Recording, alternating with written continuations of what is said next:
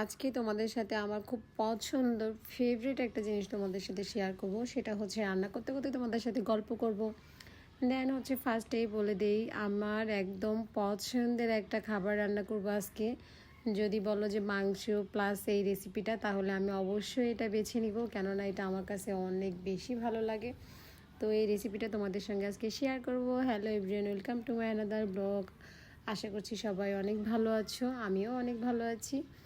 তো ফার্স্টে আমি এখানে দেখলাম যে আমি বেগুনগুলোকে সুন্দর করে কেটে নিয়েছি। অবশ্যই মানে বেগুনের গায়ে যে চোচা বলে সেটা আমি ফেলে দিছি, কেননা এটা আমি খেতে পারি না। যাই হোক, নতুন আলু একদম নতুন উঠেছে মাত্র, সেই আলুগুলো একদম কিউব করে কেটে নিছি পাতলা পাতলা করে। দেন হচ্ছে পালং শাকগুলোতে একদম কচি ছিল, সেগুলোও আমি সুন্দর করে কেটে ধুয়ে একদম রেখে দিছি। তো এখানে আমি পেঁয়াজ মরিচগুলো হালকা ভেজে নিলাম। নেওয়ার পর এখানে অবশ্যই চিংড়ি মাছ দিয়ে রান্না করতে হবে। তো আমি এখানে তোমাদের দেখানোর সুবিধাতে আমি এখানে সব একসঙ্গে নিছি, কেননা চিংড়ি মাছ দিছি, দেন হচ্ছে রসুন বাটা, জিরার গুঁড়া দিছি, তারপর হলুদ গুঁড়া দিছি, মরিচের গুঁড়া একদম খুবই কম দিছি, কেননা শাকে সবসময় আমি মনে করি কাঁচামরিচটাই বেস্ট। আর এই যেমন মশলা কষানো অলমোস্ট ডান, লবণ দিছি।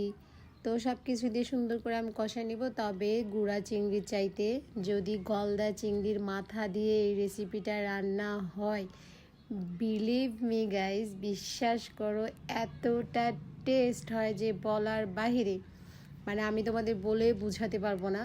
তো যাই হোক, আমার মশলা কষানো শেষ, সেটা আমি সুন্দর করে একদম কষাই নিলাম। দেখো পানি এখানে এক্সট্রা পানি দেওয়ার কোনো প্রয়োজন নেই, কেননা শাকে তো অলমোস্ট পানি বের হবেই।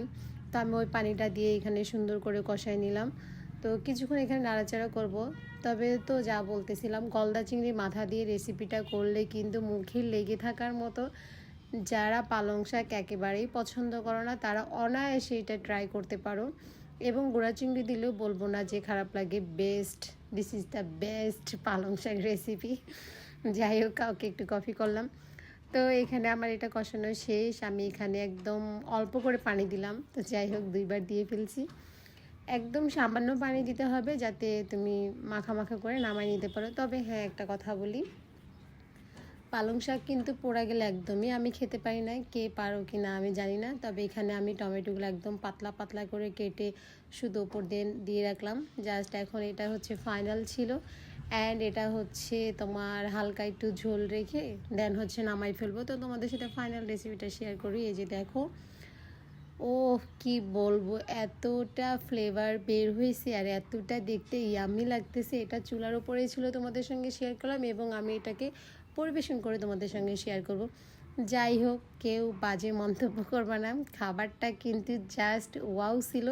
তো আজকে আমাদের দুপুরে বাসায় রেসিপি পালং শাক দিয়ে চিংড়ি মাছ, দেন হচ্ছে বেগুন আলু, নতুন আলু দিয়ে, আর এখানে আমার আবার আরেকটা পছন্দের যেটা মূলা শাক ভাজি, এটাও চিংড়ি মাছ দিয়ে করছি, সাথে শুকনা মরিচ তো থাকবেই। তো আজকে রেসিপিটা কেমন লাগছে সবার কাছে যদি ভালো লাগে, অবশ্যই সবাই লাইক ফলো দিয়ে পাশে থাকবা, অ্যান্ড বেশি বেশি করে শেয়ার করবা। সবাই ভালো থাকো, ততক্ষণ আল্লাহ হাফিজ।